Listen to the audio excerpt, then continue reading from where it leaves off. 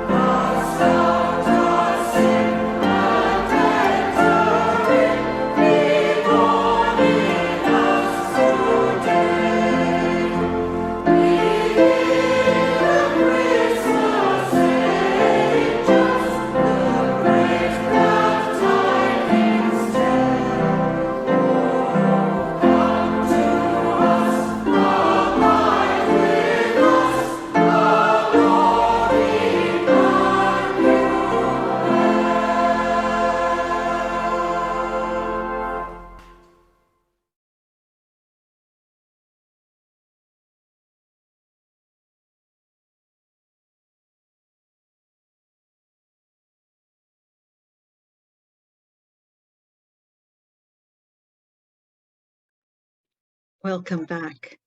I am Reverend Rhona Segarra, and it is my pleasure to welcome you to Unity of New Westminster's celebration service today. Whether you are joining us live on YouTube, or on Facebook, or on Zoom, or whether you are watching us later on demand on YouTube or Facebook, I welcome you on behalf of our entire community here in New Westminster, British Columbia, Canada. We would love to stay connected with you. So please subscribe to our YouTube channel, join us on Facebook, or go to our website and sign up for our newsletter so we can let you know about what's happening at Unity of New Westminster. We are so happy that you joined us. The Unity movement offers ideas for full and abundant living. We draw on the teaching of Jesus, who we consider our primary way shower and example. And we honor that there is wisdom in faith traditions all over the world. We find wisdom ideas in song, in poetry, and in story. We honor every person's right to choose their own spiritual path, their own life path. All are welcome here. All are worthy here. All are celebrated here. We open our service in prayer. I'm grateful that I speak to you from the traditional land of the Semiahmoo First Nation. Unity of New Westminster rests on the land of the Kakite First Nation, and we give thanks for First Nations peoples everywhere for their custody of this beautiful land. Today, we take time to be still and become aware of our oneness, of our connection with the creative energy that we call God, and with our connection with each other. We give thanks for that connection, which happens whether we are in each other's physical presence or not. A connection which binds us all together, a network of all. We acknowledge that there is only one presence, one power, that power which is understood by many names, by many faces and many paths. And we affirm that regardless of the name, the face, or the path of our understanding, that we are one human family. And it is in that knowledge of our oneness, that we send a blessing of love, of peace, of contentment to every being on this planet, every being, regardless of all the labels which threaten to divide us. We are one. We hold in prayer those who are enduring challenges in their lives at this time. Our neighbors who have experienced unprecedented flooding in the Fraser Valley and other parts of British Columbia and northern Washington state. We hold in prayer those who are suffering from weather events in various areas of the world. We hold in prayer those who are suffering from COVID-19, those who are sick with the disease, those who love them. We hold in prayer our caregivers, our medical professionals, those who work to protect us. We hold in prayer all who suffer from medical uncertainty, financial uncertainty, food uncertainty, blessing all in the light of love, comfort, and peace. For this intention and for the power that we have to bless, we give thanks. And so it is. Amen.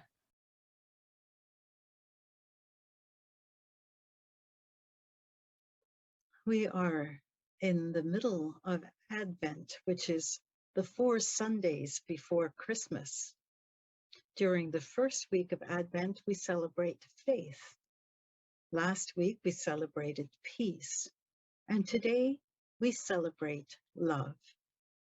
To read the daily word and to light our candle for love, it is my pleasure to welcome Raven Johannes Rosenberg. Raven has been an inspiration to me.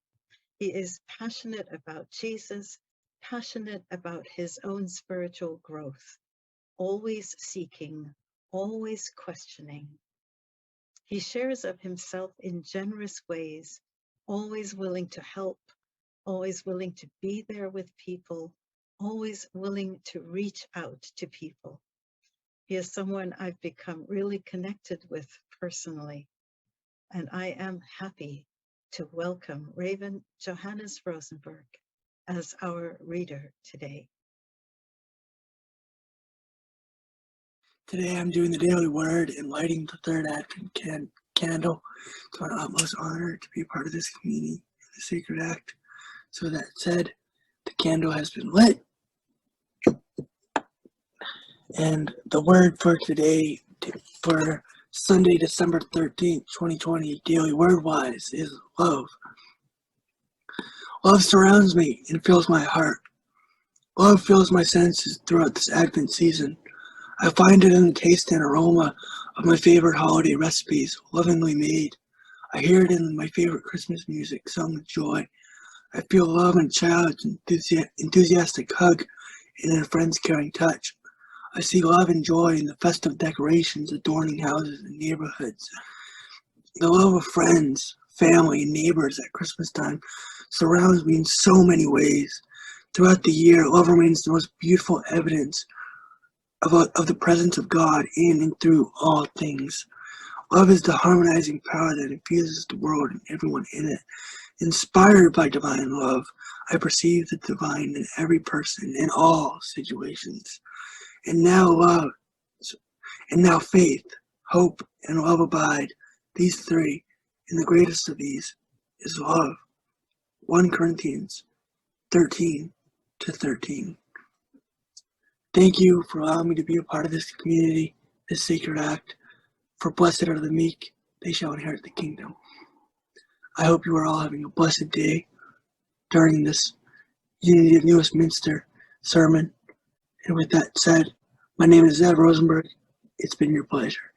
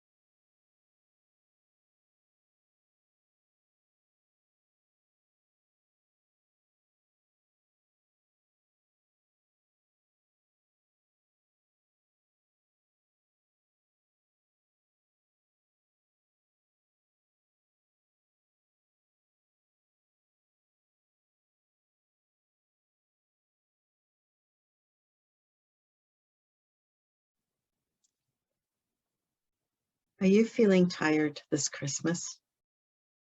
I know that I am. For the past few weeks, I've been feeling quite low in energy. And as I started to think about it, my thoughts turned to last Christmas and to the events that have happened since then. On the one hand, Christmas seems like it was just yesterday. And on the other hand, so much has happened since last Christmas. Last Christmas, at this time, we were facing a Christmas like we had never experienced before. We were asked to stay home and remain isolated, at least physically isolated from those we loved. And it has been a long year since then. It seems as if there's been more bad news or more sad news than normal. And it seems as if one wave of bad news has just ended when another threatens to knock us off our course.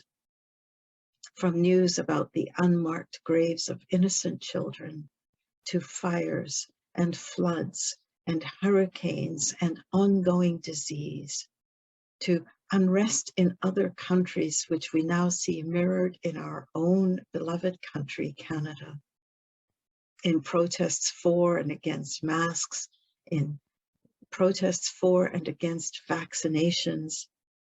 It has seemed like a never-ending litany of bad and sad and unhappy news. What started as a sprint in March of 2020 became a long-distance run. Then it became a marathon, then a triathlon. And now it seems as if it isn't just a 10-event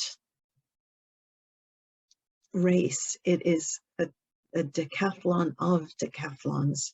It just feels as if it's never ending. Now, true, this year, thanks to our vaccines and masks, we are more free to share time with our families and our friends. And it's also true that we are not out of the woods yet. We are still somewhat limited in how much we can share with friends and family. And we're dealing to some extent with what I think of as a form of post-traumatic shock. As we come out of our isolation and we begin to make personal connections again, we realize that some things will never return to what they were before COVID. There's a level of both confusion and a level of curiosity about what the future will look like. I was joking the other day that where once BC used to mean before Christ, and then that became before the Common Era, now we can joke and refer to BC as being before COVID. And when I think of all of this, the run becoming a marathon, becoming a triathlon, becoming a decathlon, when I think of how much has happened in the last little while, of course I'm tired. And speaking with others, I know that I am not alone in that feeling. Today, the third Sunday in Advent, is the day that we traditionally light a candle for love. And we've also been looking at the fruits of the Spirit, what Paul in his letter to the Galatians talks about as being the natural outpouring that we will express if we live a life which is Spirit-filled, Spirit-led, a life in which we are aware of our connection to each other and our connection to God, our connection to life or to energy or to the universe, to spirit, by whatever our understanding of God may be. He talks about these 9 aspects that will characterize our lives, and he calls them the fruits of the Spirit. And he leads those fruits of the Spirit with love. And so on this day, as we celebrate love in anticipation of Christmas, and we reflect on love as part of our exploration of the fruits of the Spirit, what can we learn? Well, first, let's consider what love is. In terms of a definition, it can get quite confusing. So, if you will, accept this as the definition that we will work with today, that love is an energy with the power to harmonize, to attract, to heal, and to unify. And that energy is all around us. In our physical realm, love is the energy that attracts, connects, heals, and unifies the atoms that create matter. That in essence, when 2 atoms connect with each other and attract to each other and bind together, that is a form of love. Then think in terms of the human plane. On the level of emotion, love again is that energy that attracts, connects, and unifies people together. That one is the one that we're most comfortable with, the idea of love being either a romantic connection or a connection of feeling brotherhood or sisterhood with others, attracting, connecting, and unifying people together. And at the spiritual level, of course, love is the place where we feel our connection and unity with God, by whatever our description and understanding of God is, as well as our love for each other. At any level, love is the energy that attracts, connects, heals, and unifies. Love is a power which brings harmony out of discord. When Jesus was asked what the greatest commandment was, he recited part of the Jewish Shema, which is found in Deuteronomy 6 in the Hebrew scriptures. And we are told that Jesus said, quoting Deuteronomy, "You shall love the Lord your God with all your heart and with all your soul and with all your mind, that this is the greatest and first commandment." And then Jesus quoted from the book of Leviticus in chapter 19, when he said, "A second is like unto it. A second commandment is like unto that first one. And that second commandment is, you shall love your neighbor as yourself." So we have this invitation to love God and then to love our neighbor as ourselves. We are told in the first book of John, chapter 4, that God is love.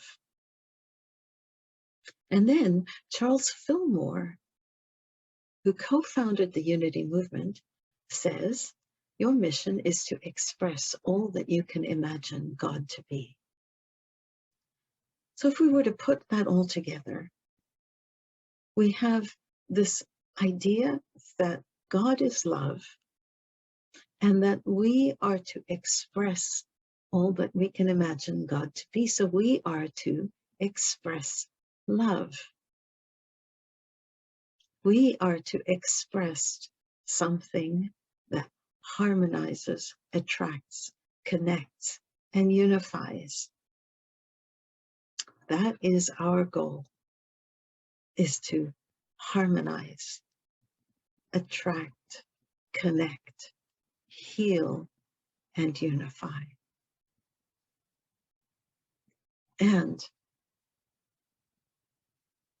we want to do that not just to the people we like or the people who agree with us, but to all people. Because if God is love, then we who are called to be love need to follow the other aspects of God. And one of the aspects we're told in Matthew is that God treats all people with the same consideration. Matthew chapter 5, Jesus says that God causes his sun to rise on the evil and the good, sends rain on the righteous and the unrighteous. That means that we are to treat all with love, those who we consider good or those we consider evil, those who we consider righteous, those who we don't consider righteous. We aren't, even though it's Christmas and we love Santa, we do not want to be like Santa Claus. We don't want to withhold, punish, demand obedience, and give favor for good behavior, and give less in a kind of tit for tat when we're disappointed or somebody hasn't done something the way we want. God is bigger than Santa Claus. Our love needs to be bigger than Santa Claus. And here's the thing. Our capacity to give and receive love comes fairly easy when it comes to people who we like and people who agree with our viewpoint. It becomes harder when we consider people who we don't like or whose views don't align with ours.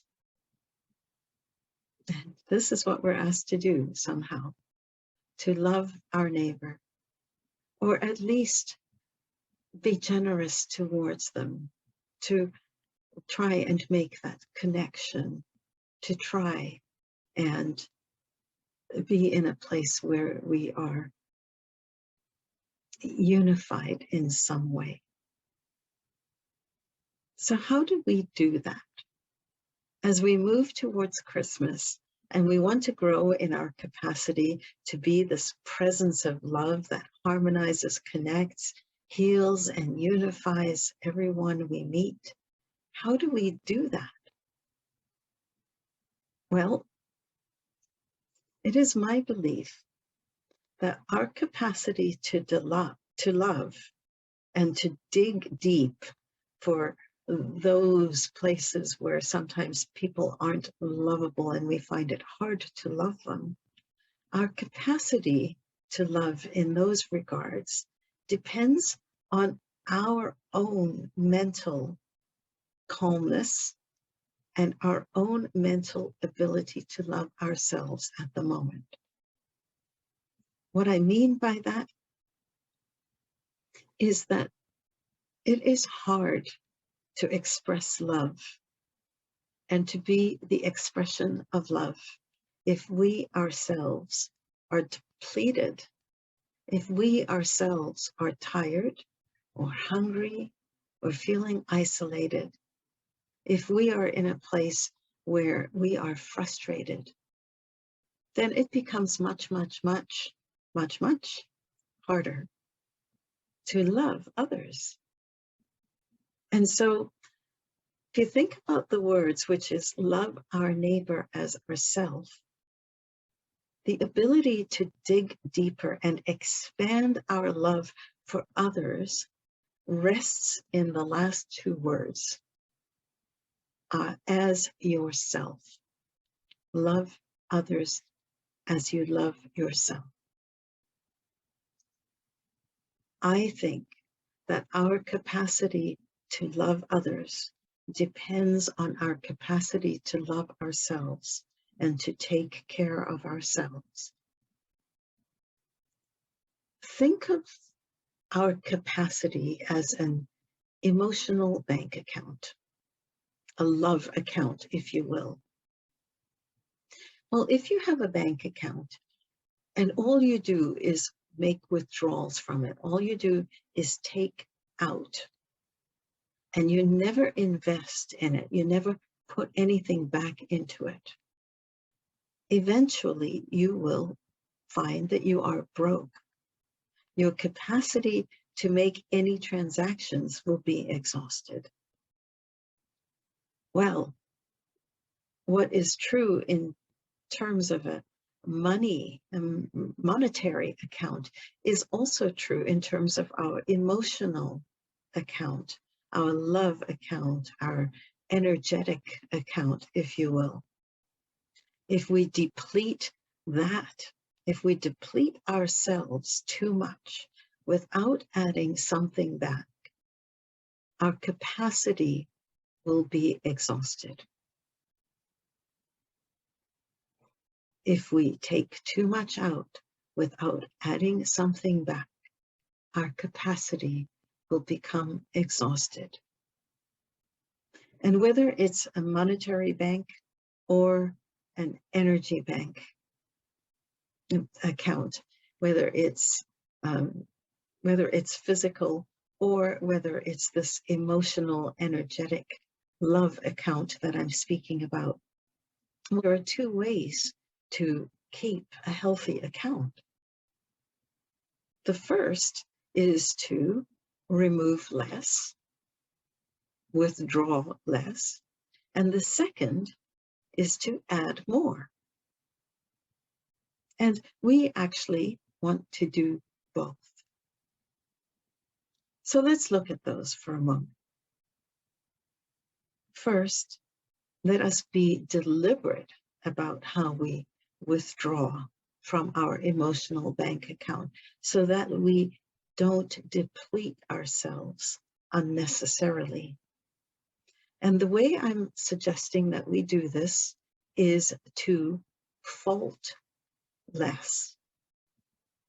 Fault less. When we find fault and we name and we blame and we shame and we become angry and we become frustrated, all of those things deplete us. I mentioned earlier today that I had been tired. And this week on Wednesday, I had planned to spend the day preparing for upcoming services, writing and recording, hopefully. And instead, I got involved in a knitting project that my mom was having some difficulty with. And I spent most of Wednesday playing with wool. What started as just a minor thing became an hour, became 2 hours. I think it probably ended up being well over 6 hours of just playing with stitches, trying to figure out what went wrong, trying to correct it, realizing it wasn't working, recorrecting it, and doing none of the stuff that I had planned. And in the past, I might have been hard on myself about not sticking to my plan. I would have found fault in my decision to play hooky. And that would have depleted me. And to be truthful, at some level, that was still a part of my thinking. And I also recognized that on Wednesday, my brain just needed to shut down for a while. I needed that rest. Love for myself was acceptance of where I was emotionally and what I needed and wanted at the moment. In the days before COVID, in BC, Walt used to decorate our entire living space. We had buckets and like massive plastic bins loaded with decorations and garlands and lights and gizmos and dancing puppies, and it was spectacular. And a couple of years ago, we started to cut back on that. And then last year, the year of COVID, we simply had no energy for it. What I did was I took some lights and I hung them on a tree that I have in our living room all year round. I wore a Santa hat and I bought a poinsettia. That was it. That was the extent of my decorating. Oh, and I put some lights outside. The extent of my decorating last year, of our decorating last year. And this year, it is almost the middle of December, and we just brought our Christmas decorations up yesterday with a view to putting up as little as possible and giving away the rest. Just because it feels like too much energy to do some of that. And we are fine with it. Because if we were to think about it, it is not realistic to think that we're going to do things the way that we did them before COVID. We have all of us been through an emotional wringer. And after 20 months of intense change and ongoing upheaval, it isn't realistic to expect that we're going to function at the level that we used to. And rather than depleting ourselves by forcing something that we simply don't have the capacity for, or finding fault when we don't live up to our own expectation, let us fault less.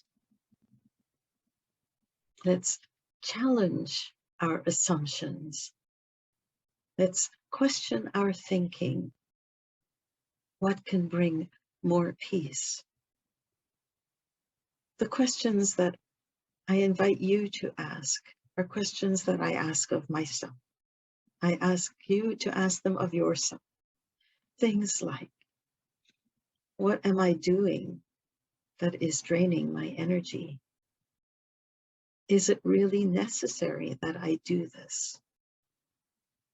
What would be the consequence of not doing that thing which drains my energy? What can I stop doing? Maybe I could dial down the decorating. Maybe I could lessen the pressure on myself to find the right and perfect gift, or make the right and perfect meal, or jump back into doing things at the same level as before COVID. BC. I've heard of people who have made a decision to protect their mornings. They've taken the first hour of the day and they refuse to answer phone calls, to reach for their smartphone and check the news or check their email.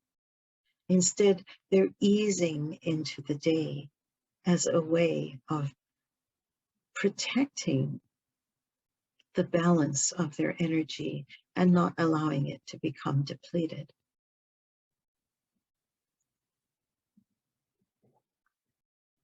Another question, what am I thinking that is draining my energy? Maybe I'm thinking of all the bad news that we've had to face. Maybe I'm holding a grudge and feeling frustrated at others who don't share my mask view or my COVID vaccination view or my political view or my religious view and so on. The thing about all of these focusing on the bad is that it drains our energy. When I focus on all the bad news out there, whose energy is being drained? Mine.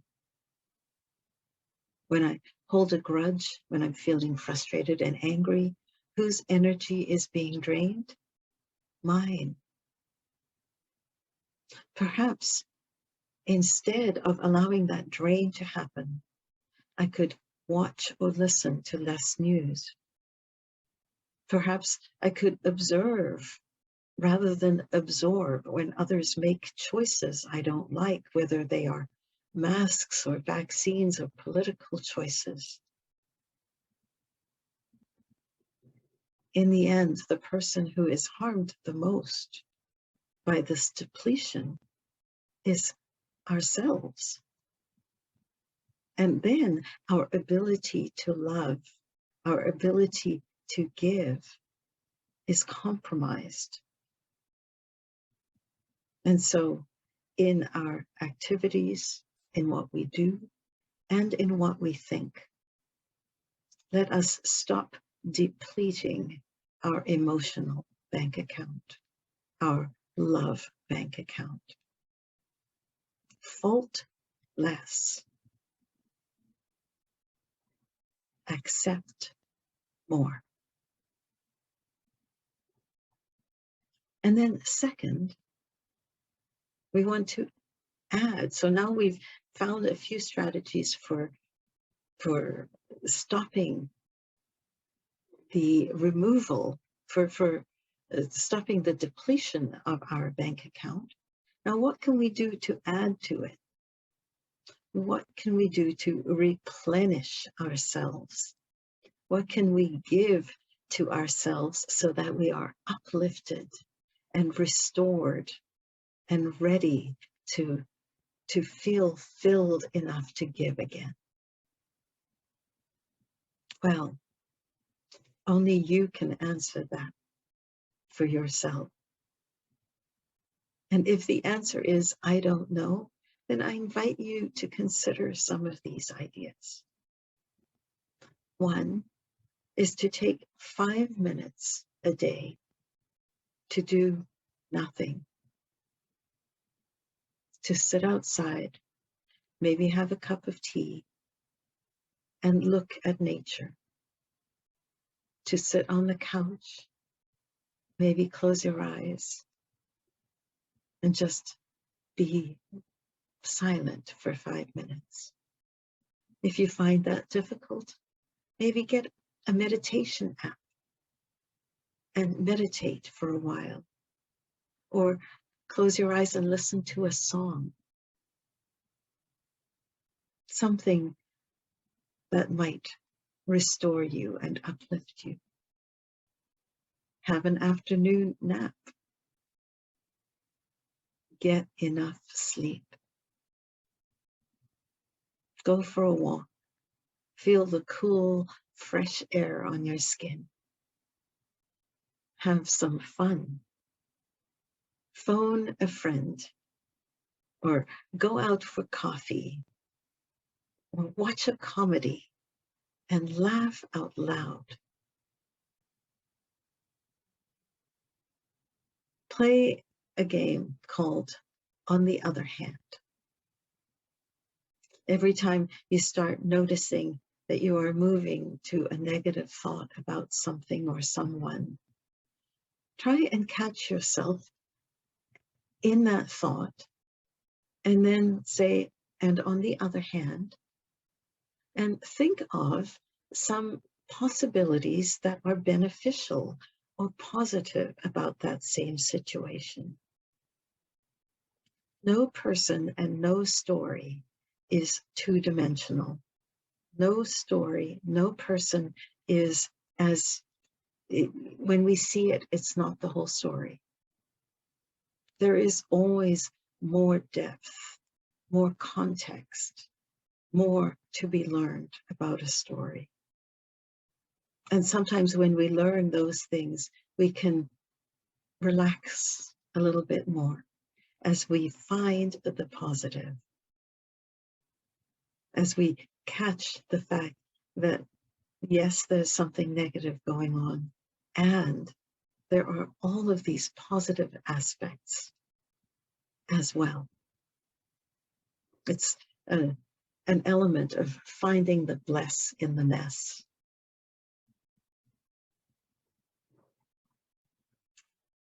And then every day, I want you to consider doing at least one thing to celebrate yourself. Write down at the end of the day, perhaps, 3 things that you have done well, 3 things that you have overcome, 3 things to celebrate.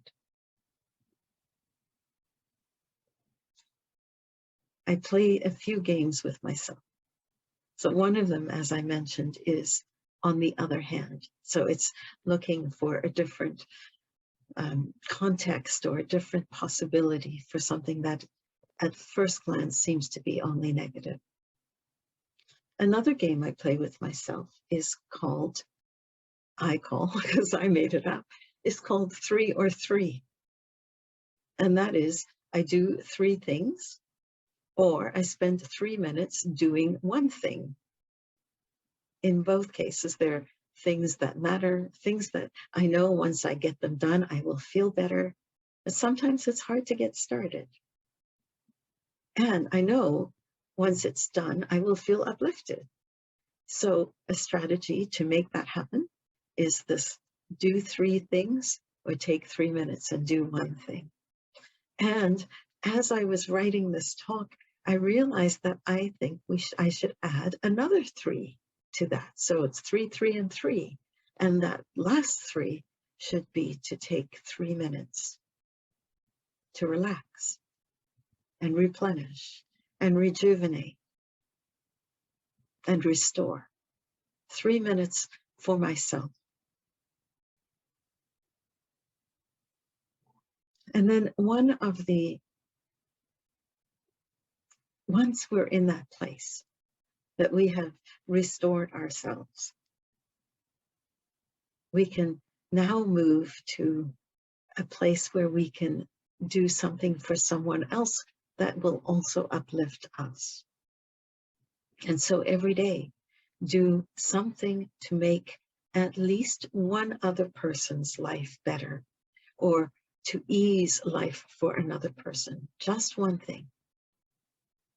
It doesn't have to be a big thing, but something that is kind or thoughtful or spontaneous, something that will bring a smile to someone's day, something that will uplift them, because as it uplifts them, that also will uplift you. Loving ourselves, holding ourselves in high regard is essential if we are to extend love to others. This Christmas and every day, let us be the living expression of love for ourselves.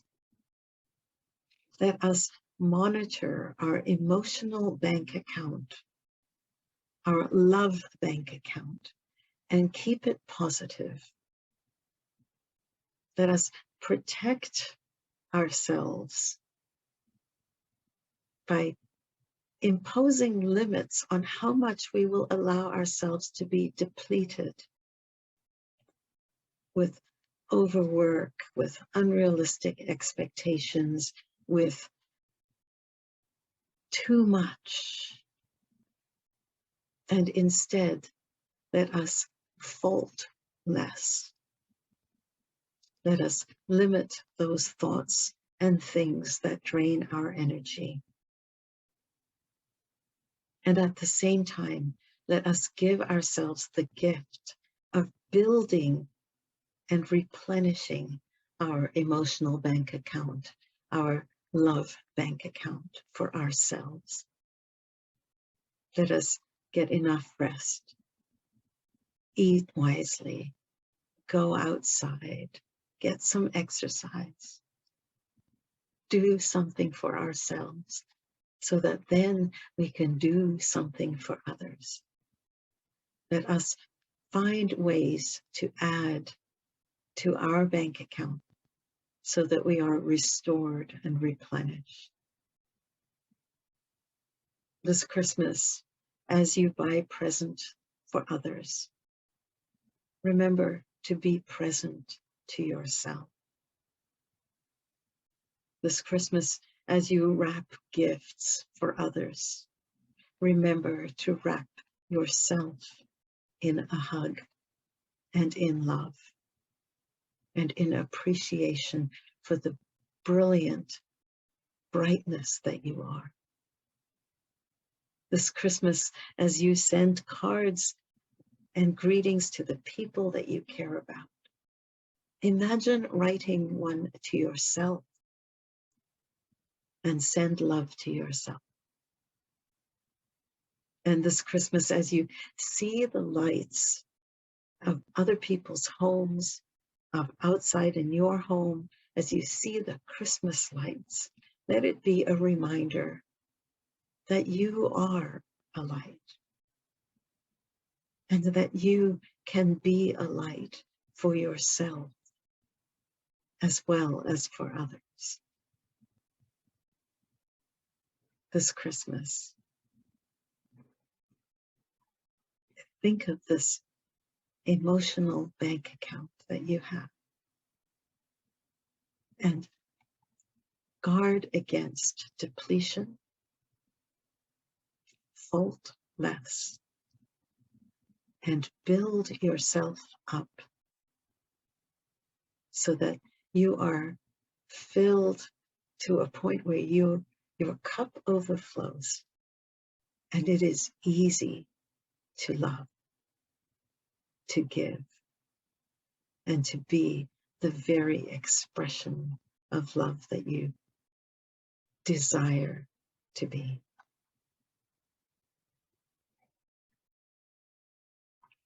I bless you.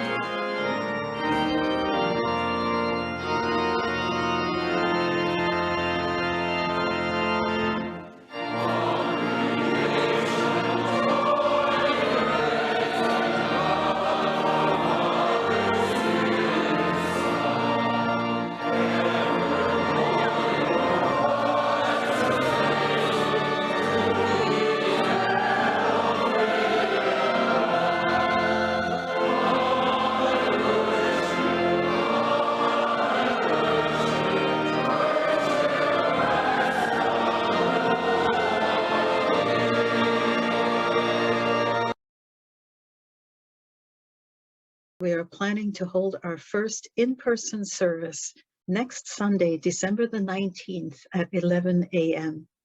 It will be a candle lighting service, and the message will be delivered live rather than on video. We will wear masks, and attendees must be fully vaccinated. Of course, this is subject to change, depending on if there are any new guidelines regarding COVID-19. It will be wonderful to see everyone in person again, and we are hoping that there will be no changes to the guidelines next week. As has become a bit of a tradition now at Unity of New Westminster, the Sunday before Christmas, we wear our Christmas sweaters. So everybody get out those crazy Christmas sweaters or your favorite sweaters for Christmas and wear them on Sunday the 19th.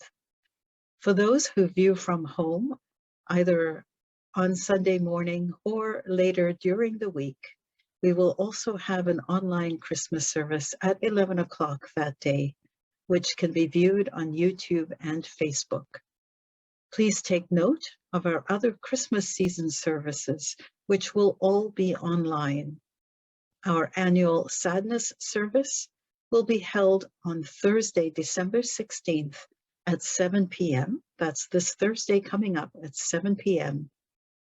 And we will have a 12 Powers candle lighting service on Christmas Eve, December 24th, also at 7 p.m. and also online. We will continue our services online until the middle of January, at which time we will revisit the possibility of resuming live services. And even when we do return to live services, rest assured that there will always be an online option so that if you aren't able to or you are not comfortable joining in person and live, that you have an option to watch online as well. I look forward to seeing a whole bunch of us on Sunday, December the 19th next week. Wow, we set a record for Purdy's chocolate sales this year. Your participation in this program raised over $700 for Unity of New Westminster. Thank you so much for your continued support, and thank you to Cindy Noble for organizing this initiative. We are so blessed. Thank you.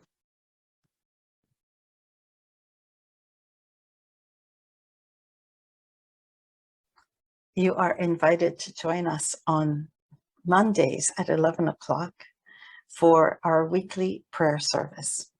It is a time where we get together on Zoom and we connect with each other.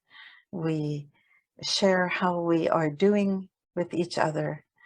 We move into a time of guided prayer. And we read the names of the people who are on our prayer list. And it is a time of renewal, of connection. It is a profound experience of recentering. And so I invite you to join us for that.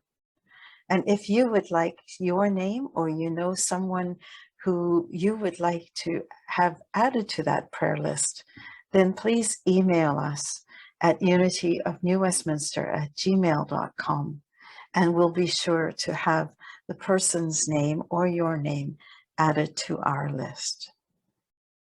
Mondays at 11.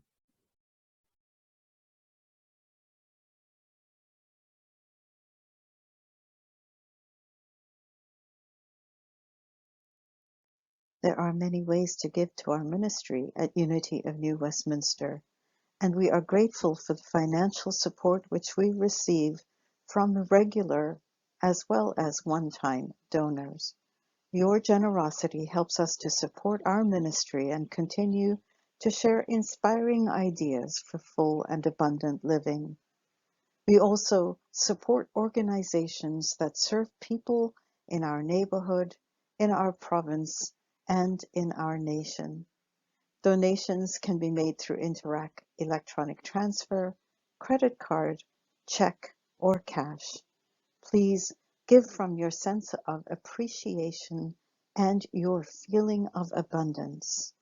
And thank you for supporting Unity of New Westminster. I invite you now to hold whatever you feel blessed for in your hands, in your heart.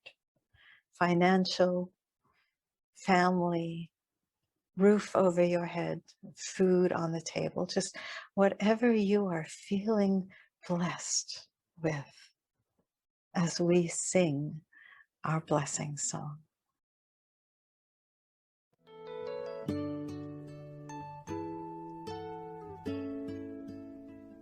I am so blessed. I am so blessed. I am so grateful for all that I have. I am so blessed. I am so blessed. I am so grateful. I am so blessed. I am so blessed. I am so blessed. I am so grateful for all that I have. I am so blessed. I am so blessed. I am so grateful.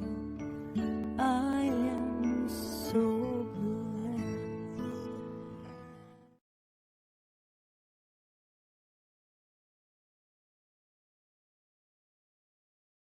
And we come to the end of another service.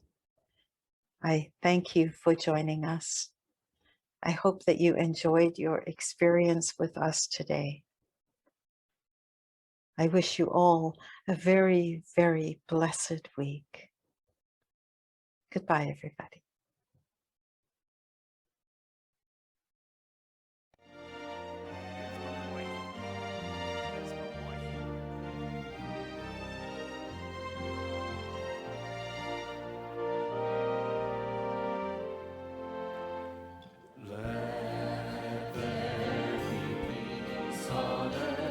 And let it begin with me.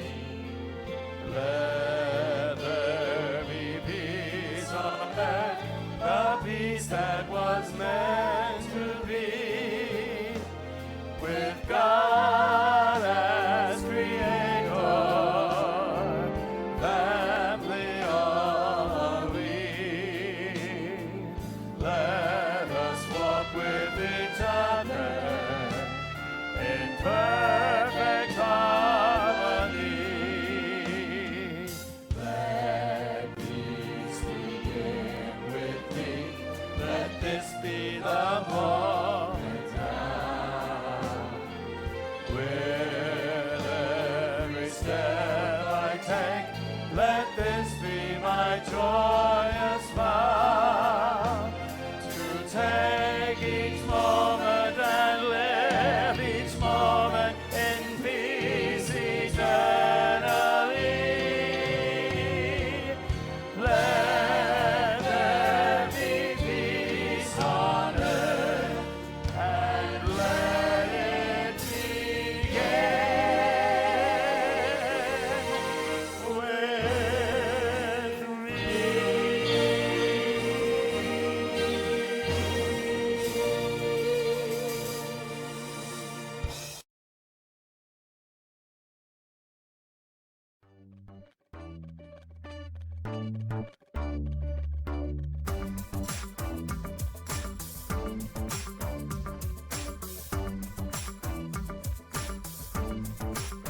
I am the light of God. I am the love of God. I am the power of God. I am the presence of God. Wherever I am, God is. I am the light of God. I am the love of God. I am the power of God. I am the presence of God. Wherever I am,